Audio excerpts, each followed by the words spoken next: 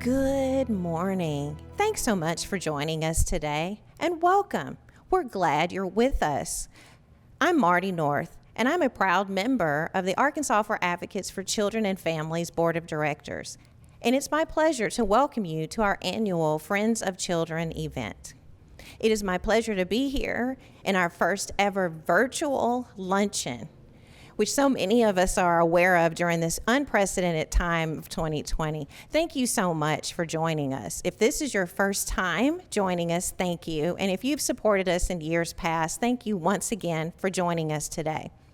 Arkansas Advocates has been the leading voice for Arkansas's children since 1977. Our mission is to ensure that all children and their families have the resources and opportunities they need to lead healthy, productive lives and to realize their full potential. Arkansas Advocates leads the charge by researching and analyzing data on the well-being of children and families and the impact of public policies, working with partners both statewide and across the nation, and making independent policy recommendations using the data and research that show what is best for our kids. We are particularly focused on advancing policies that address long-standing discrimination and disparities and that improve racial equity for the children of our state. And we make sure that kids have a voice at the Arkansas State Capitol and in Washington, D.C. We'll hear more today about how Arkansas Advocates works to advance good public policy for kids, what we're working on now and in the upcoming legislative session, and how you can help make sure the needs of kids are a top priority. As hard as the Advocate staff work, they certainly don't do it alone. The children of our state need all of us, and today we're here to honor a group of very deserving Arkansans who have answered that call. Betty Guhman, Morril Harriman, and Judge Joyce Williams Warren. These individuals have made life better for Arkansas's children and our state stronger because they dare to envision a brighter future for all of us. We're also pleased to offer a very special tribute to the legendary late State Representative John Walker, who dedicated his life to creating that brighter future for all. Now I'd like to take a minute to recognize our sponsors who made today's event possible.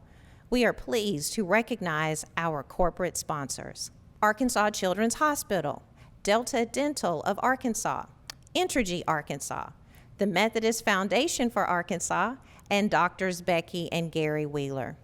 Thank you for supporting this event, our honorees, and the work of Arkansas Advocates for Children and Families. Thanks also to our Friends of Children and virtual table sponsors. We wouldn't be here today without each and every one of you. You can also join us with a gift today to support our work. Please text ADVOCATE to 243725.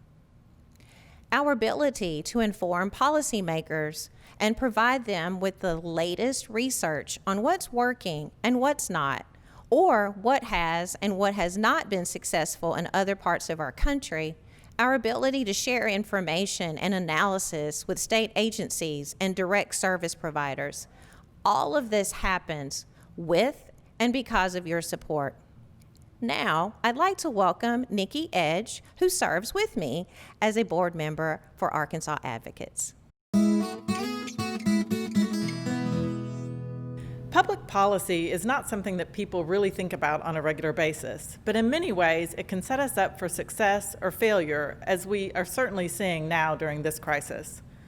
The pandemic has highlighted the importance of public policy. Healthcare, food security, economic security, quality education, and racial equity are being talked about daily. These are issues we've been fighting for more than 40 years, and we'll keep fighting even after we have weathered this storm. So I first became connected to Arkansas Advocates because of my personal and professional passion for supporting our state's child welfare system. So several years ago, our child welfare system was on the verge of crisis, with record numbers of foster children coming into care. And our leadership at DHS was doing amazing things, but we wondered how much further they could stretch the resources. And so a coalition of us went to Arkansas advocates, specifically to Jennifer Ferguson, the deputy director who works on this issue. And we said we wanted to do something to elevate the needs of children in foster care and the needs of our child welfare system, and she worked with us. I remember being so impressed with her expertise on the issue. But more than that, she brought resources and communication expertise and strategy, and she helped equip our coalition to feel like effective advocates on this issue. And that experience really stuck with me, and I knew I wanted to become more involved with this organization. I'm going to make my gift now. It's super easy to support advocates with a simple text. Text advocate to 243725. Our ability to share our research and expertise with policymakers so they can make the best decisions for our kids depends on support from people who care, people like you. Each year, Arkansas Advocates honors the work of Arkansans whose work on behalf of children is exemplary, both in impact and in scope. The recipients of this honor have included public officials, community leaders, philanthropists, and advocates, each one committed to improving the well-being of Arkansas's children and their families. The Friends of Children Award honors those who have made ensuring opportunities for children central to their life's work and personal missions.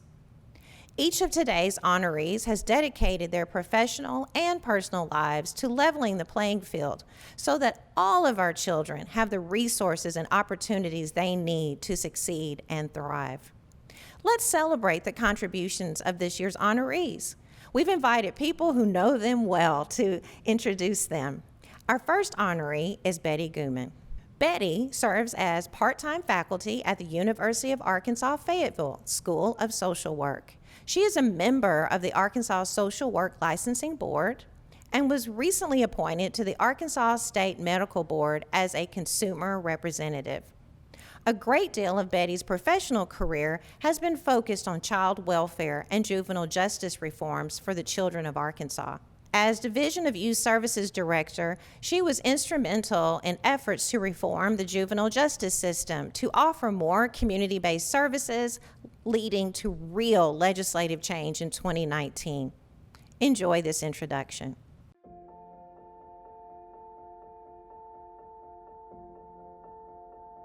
My commitment to public service, which is very strong, really came from my family values and from my religious values. My father was an Episcopal priest. My mother was someone who believed in the inherent worth and dignity of all people and that we should treat them that way. I grew up in the church where social justice was important. Taking care of the community was important. So this is where I grew up. I went to college and got a degree in social work, and of course that continued that support for individuals and families and helping people. Betty Guhman has a heart for people, and the children of Arkansas have no better friend.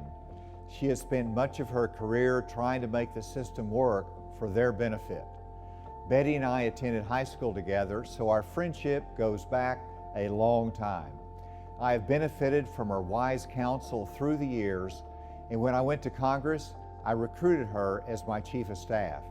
Then she became a senior advisor when I was administrator of the Drug Enforcement Administration, and she was part of my core team at Homeland Security. She joined my staff when I became governor, then agreed to take over youth services. And so Betty knows how to build a strong team by choosing good people and putting them in the right job. We sort of fashioned ourselves as the Three Musketeers for a while. The governor, Betty Guhman, and myself moved from Congress to DEA and into the private sector and Homeland Security with the governor. So Betty and I have known each other a very long time, and I do have some stories for sure. She has helped me to succeed because of the effective teams she has built. She is an amazing leader, and she transferred those skills into guiding public policy in Congress. Few people can match what Betty has done. She has influenced the most powerful people in Arkansas and in Washington to care for children. She has the uncanny ability to talk to anyone. And she is not afraid to speak truth to power. She almost relishes being the devil's advocate. And when that comes to marginalized communities or people without a voice, her willingness to step in and speak for them has been incredibly important. It's been kind of a wild ride, but public service was in my blood, and professionally it's something I wanted to do, and it's something that I've been able to practice in a lot of different areas here in Arkansas. Thank you, Betty, and I count you as a dear friend. Congratulations on this well-earned honor. Betty, you and I both know that there are so many who contribute to our respective success, but no one has had more of an impact on my success than you. You saw a child with potential, you nurtured that potential, you challenged it, and you put it to work. I am grateful to you for your service to Arkansas, especially its children.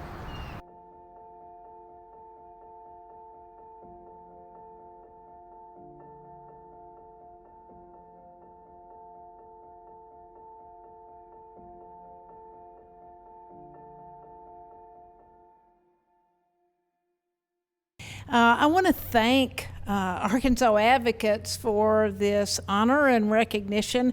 I appreciate their recognizing me for my work, but I want to thank them for their work and our work, since I'm a part of Arkansas Advocates and have been for years. Arkansas Advocates has provided very strong leadership for advocacy work in Arkansas on behalf of children and juvenile services.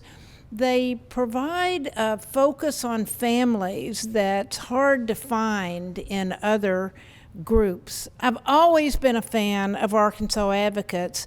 They have been supportive of me and the work that I've done over the years. In my teaching role, they're a model for how students can get involved with advocacy efforts. Their focus on the family, their leadership, and they're just being there. They're always there when it counts. I can't tell you how many times I've been over at the Capitol doing something, working on issues, and there they are. So thank you to Arkansas Advocates for what you do. My career has spanned 50, probably something years.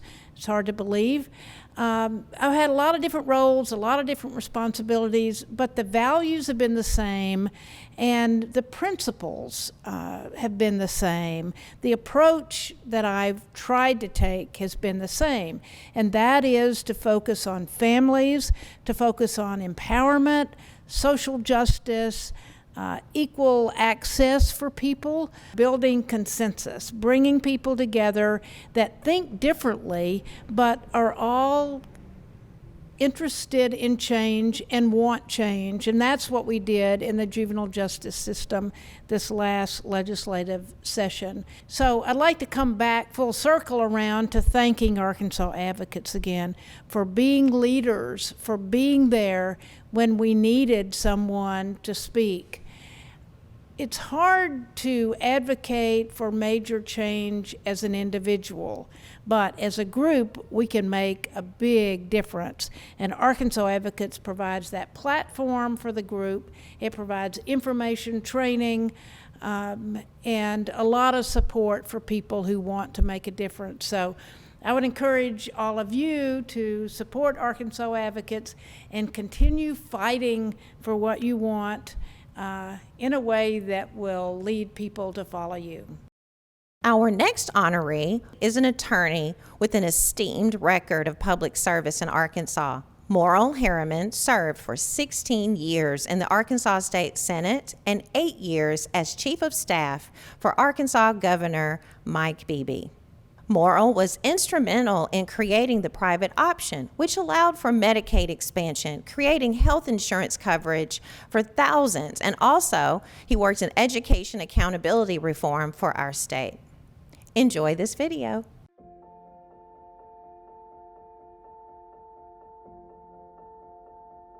My family, and especially my mother, were always involved in local public service and in local elections and in local politics. My mother was usually a poll worker, and I can remember many on election night actually spending the night mostly at the courthouse as they waited for ballot boxes to come in, as ballot boxes were counted in precincts all over Ashley County. Of course, hand counted with old paper ballots, hand delivered by vehicles into the night at the courthouse itself. So just always had been exposed to the process. Really, in one way or another, have been pretty actively involved in politics and public policy since that time in various roles. Not only was he a great chief of staff, he's the closest thing I've ever had to a brother. So Morril knew what I thought before I thought it sometimes, and vice versa. And he's the brother I never had, and we're still that close. Morril has a lot of special characteristics that I don't often find in one person. Everybody knows he's legislatively a genius, but I don't know if a lot of people know how smart he is on a wide variety of topics. Morril Harriman has a lot of great qualities. First of all, he's very intelligent, but in addition to that, he's got a great big heart. He cares about people. He always takes the side of the underdog. He feels it's his responsibility to speak out for folks who sometimes don't have a voice for themselves. He's just a quality person that combines a great brain with a great big heart. Morril is fun. He makes the job absolutely, unbelievably fun. And I think that's his greatest characteristic. Despite all his good qualities, Morril can be a smart aleck. His dry, acerbic wit would often diffuse potentially hostile situations. He was always, I remember when we were in the Senate and I'd get carried away at something that was pretty stupid, he'd kick me under the table and tell me to be nicer. Although his name was not on a lot of bills when he was in the Senate, his fingerprints were all over them. He's worked across party lines for good public policy for kids. If I left for 20 years and came back, all my money would be in the right place, my wife would be taken care of, the kids would be taken care of because Morril would see to it. He's that kind of person, and I'm that close to him. It's an honor to really be able to say something about his honor, and the honor is well deserved. Morril, I never would have believed when I moved back here in 2005 that we would become such good friends. I treasure the impromptu phone calls, texts that we send each other about the weather, about birds that we've seen, or about what kind of snake is in my backyard. I treasure my friendship with you and Susan, and I congratulate you on this most well-deserved honor. I love you. Morril, if I had something I could say to you as a result of this honor, it's calm down, don't get the big head. I mean, you're still Morril Harriman. There's no reason for you to be all pumped up and proud about this. Just keep it down.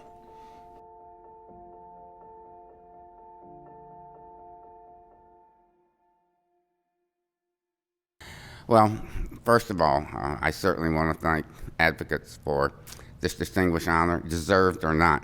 I appreciate it very, very much.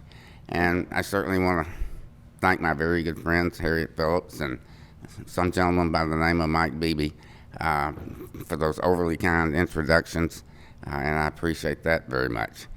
Certainly in all my years, too many years, around the Capitol and public service, advocates has always been a voice for those who need a voice and might not otherwise have it. You know, a voice for maybe single parents, voices for children, maybe that didn't have as much as other children.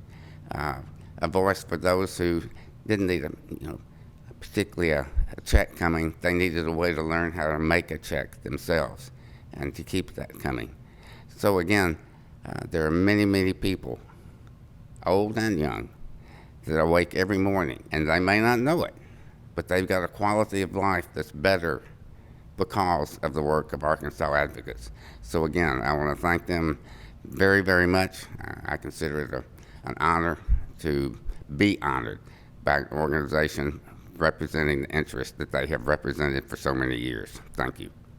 Our next honoree was the first female judge in Pulaski County and the first in Arkansas. Judge Joyce Williams Warren has blazed many trails throughout her career. She serves as 10th Division Judge of the 6th Judicial Circuit of Arkansas, which comprises of Pulaski and Perry counties, where she presides over juvenile and domestic relations cases. She is an outstanding juvenile judge, and we are thankful for her service. And after 36 years on the bench, Judge Warren will retire at the end of 2020. We can't wait to see what the next chapter of her life holds. Please enjoy this video introduction.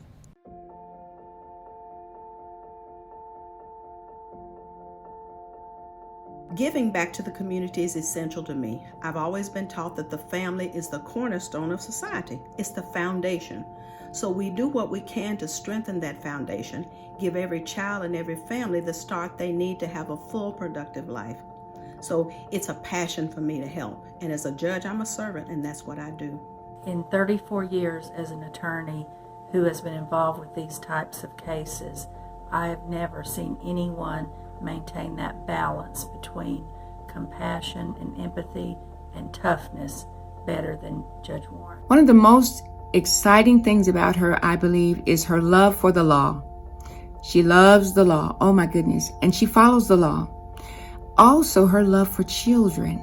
I've not seen a judge so passionate as she is about children. I could not have dreamed of doing anything else and could not be more blessed by the opportunity to actually do what I love every day. I believe she genuinely cares for people and has a deep-seated desire to help others and improve their lives.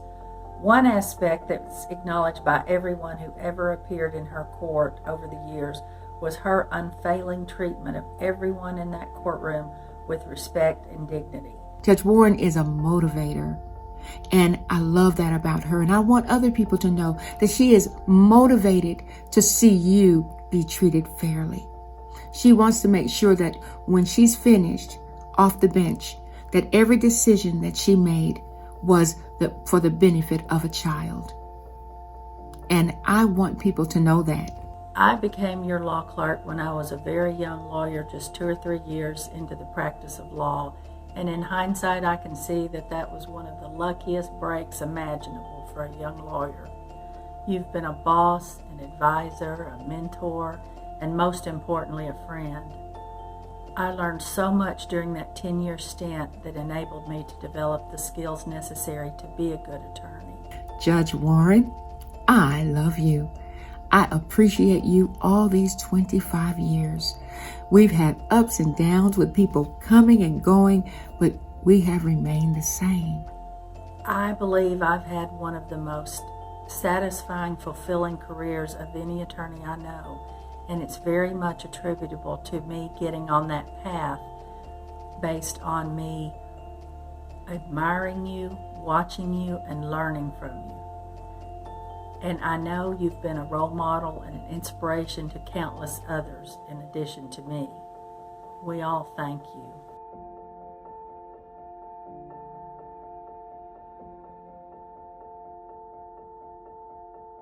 Good morning.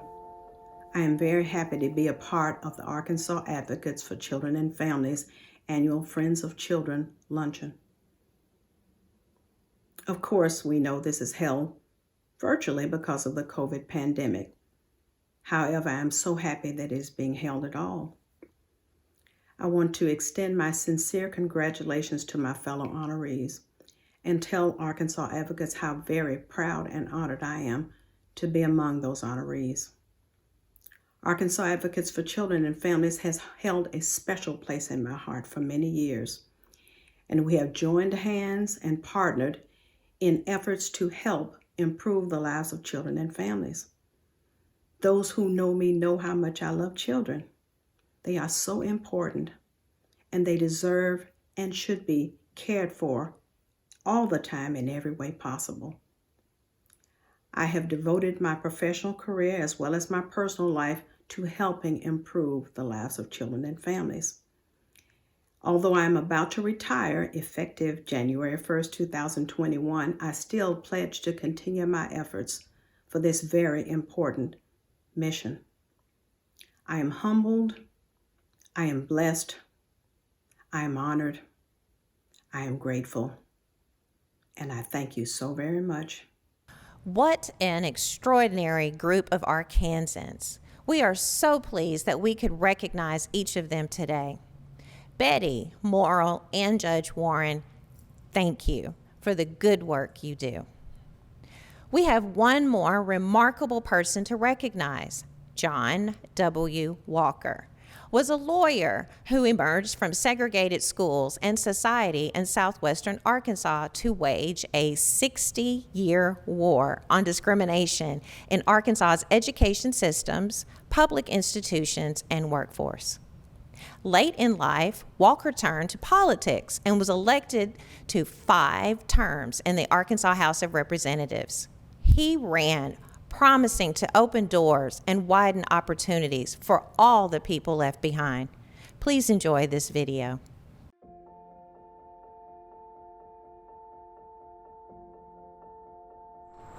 John Walker was special for many reasons. I suppose most important to me has been his sense of mission.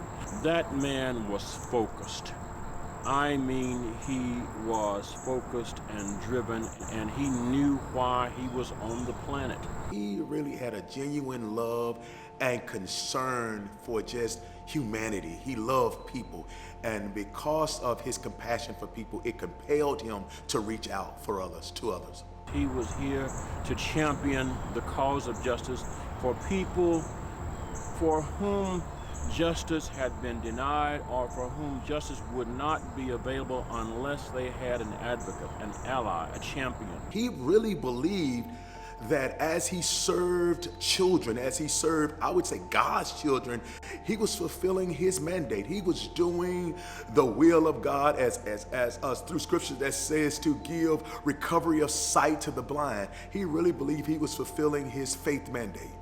We in Arkansas have been blessed to have witnessed genius and greatness and, shall we say, grace in one human. A humble man, a strong man, a firm man, but as I would say, he was a godly man. He was a godly man that stood in the midst of turbulent times and was able to speak truth to power. And as I had the privilege to offer his eulogy, one of the things that was revealed to me, and just as I began to recount his life, was that he was one that had made up in his mind he would not offer any compromise to ensuring justice in the life of all children and youth.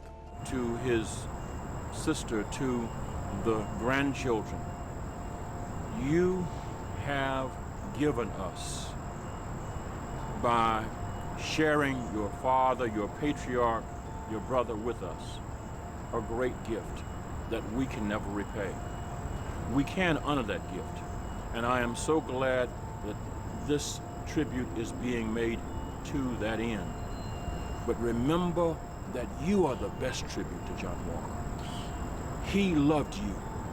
He poured himself out so that every child in Arkansas would have the same opportunities that you have. And he is proud of you now.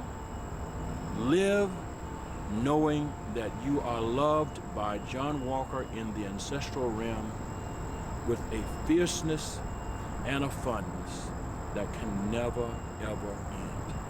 God bless you always. To Brother Walker's family, I would just say, know that I love you from the bottom of my heart. Many of you, Esther, all of the Walker children, They grew up in this church, Wesley Chapel, in these hallowed walls. And I would say to them to just remember that their church family loved them, and to know that your father really did leave a legacy, a place for you to pick up the baton and continue to move forward, making this world a better place.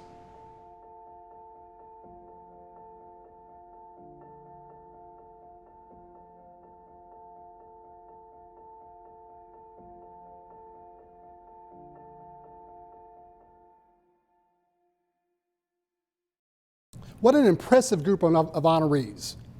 I'm Rich Huddleston, Executive Director at Arkansas Advocates, and I'm glad to be with all of you here today.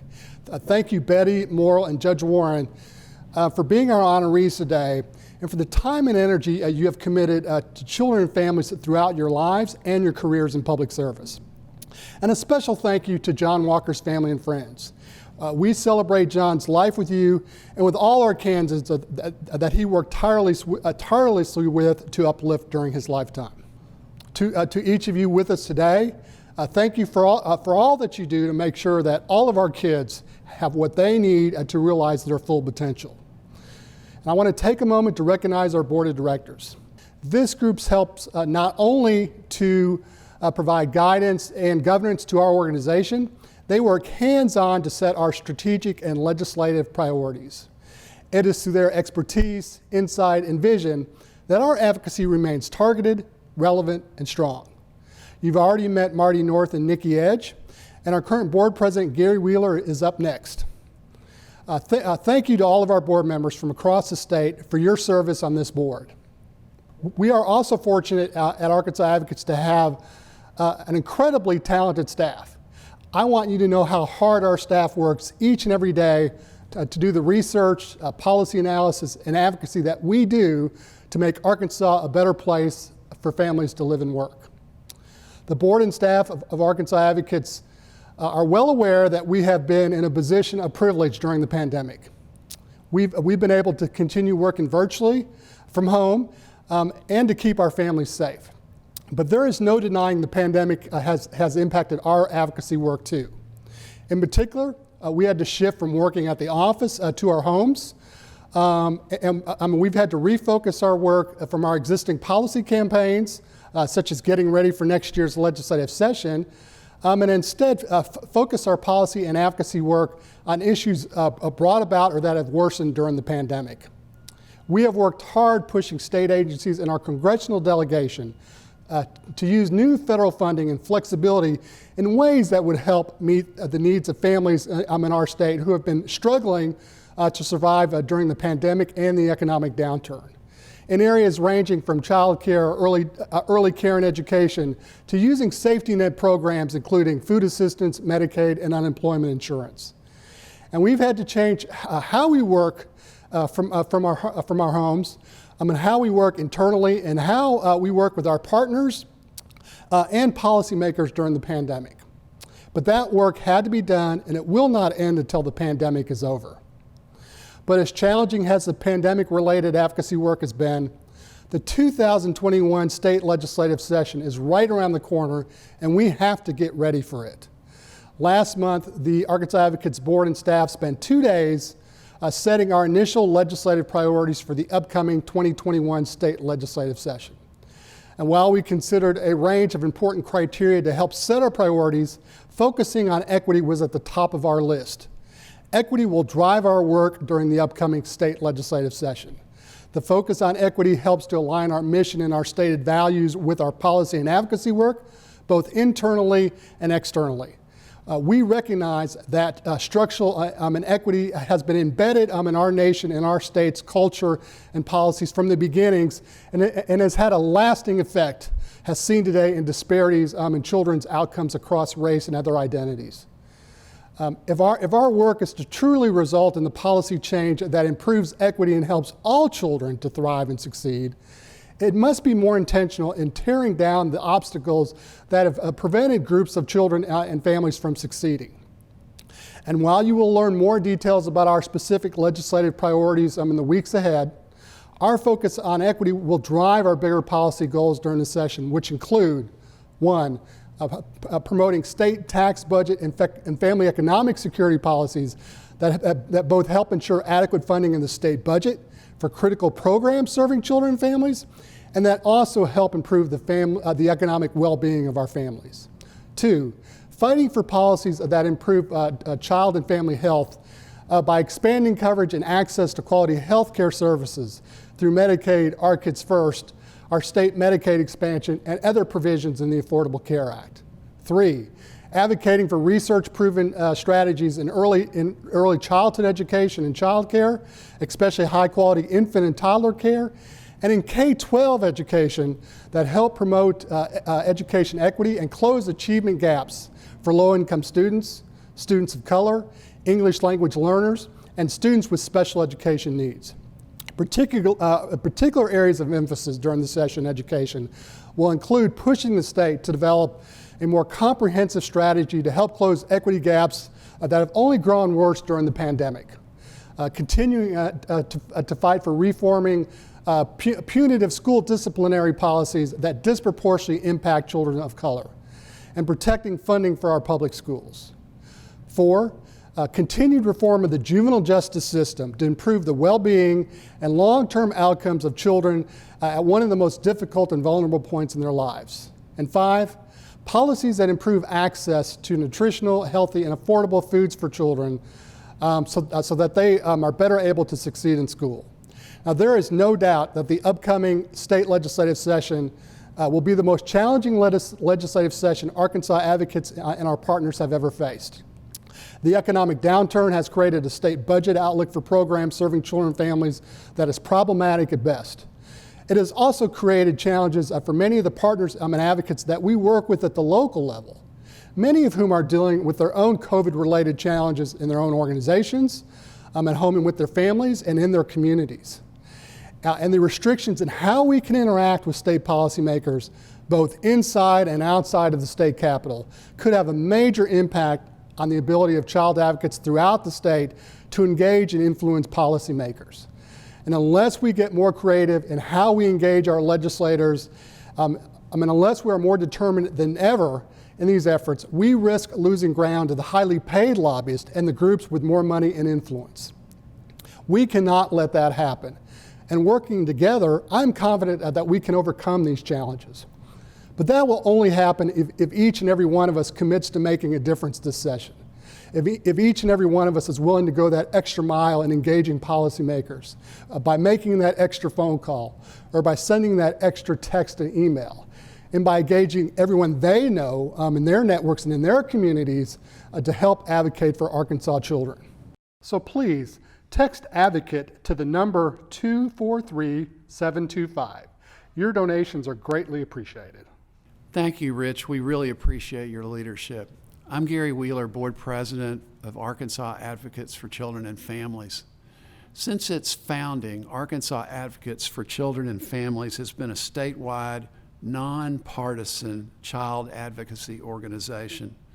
We don't receive state or federal funds from any public tax dollars, and we speak up for the needs of Arkansas children with the activity we have. We offer Arkansas lawmakers on both sides of the aisle access to our nonpartisan data, our analysis, and organized support for solutions that work for the unique developmental needs of Arkansas children. In addition to working with legislators, we help educate the public about children's needs and policy. This is an incredibly important time that we must all stop and consider what good public policy really means. My personal connection to Arkansas Advocates began several years ago when I came to the state as a pediatrician. I became a member of my chapter of the Arkansas Advocate for Arkansas Academy of Pediatrics, and I was pointed in the direction of Arkansas Advocates for Children and Family because of the close work that they did in cooperation with our professional society. And when I went back to school at the Clinton School for Public Service, and we were asked to select a nonprofit to work with, I immediately asked for Arkansas Advocates and began a project which ultimately led to the formation of Natural Wonders, a group working in collaboration with Children's Hospital to make children's life in Arkansas better for kids. I support the organization and mission because as a pediatrician, I see kids every day and recognize the socioeconomic determinants that impact their health. And I realize that that is exactly the work that Arkansas Advocates does around education, children's justice, access to health care, and many other important missions. I want to give an example of how Arkansas Advocates has carried out its mission in just a short example that's I was exposed to as a pediatrician at Children's Hospital. I saw a young child who came in with very extensive tuberculosis. This disease was advanced because this child had not had access to child care. This was a young child from the Marshall Islands whose family had immigrated legally here just before he came into the hospital. And what we discovered is that in Arkansas at that time, Medicaid did not take care of these children. Once this was realized by this example and several others, Arkansas Advocates went to work on this problem. And just within the last couple of years, through lots and lots of hard work by our branch in Northwest Arkansas, we now have the funding through Medicaid for these families. This is exactly the kind of example of many that illustrates how well Arkansas Advocates does for children and families in Arkansas. As we prepare for what's next, I hope you'll consider making a donation to support our work. Every dollar makes a difference. You'll see information on your screen about how to give, and I hope you will.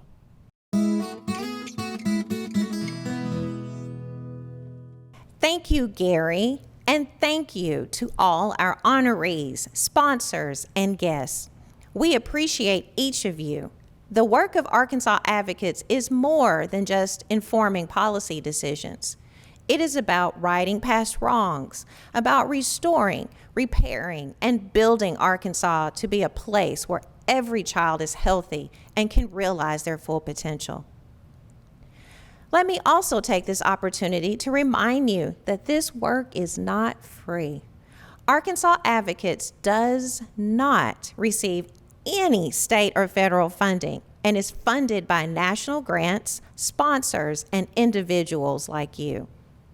I know many of you are already donors, and we thank you, and some of you have already donated today, and we thank you. If you are not a current donor, or if you'd like to make an additional gift, I hope you will take out your phones again and join me by making a gift to Arkansas Advocates. Text ADVOCATE to 243725.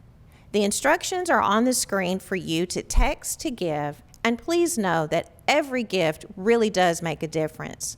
You can also mail your check or make your donation online at our website, or even call our development director, Fran Carter. I really do believe that supporting Arkansas Advocates is one of the best long-term investments that I can make to support families in Arkansas. It's truly a crazy and unprecedented time we're currently living in, and we are mindful of the pain that surrounds us. We also want to take the time to acknowledge the good work that is being done by Arkansas Advocates and by many other community partners and groups. On behalf of our board and staff, I want to thank each of you. Arkansas's kids really do stand a better chance because of your support. Thank you all for being with us today. Thanks again to our sponsors and donors. I'm inspired by all of you and the time, energy, and resources you put into making our state a better place to be a child. Keep up the good work.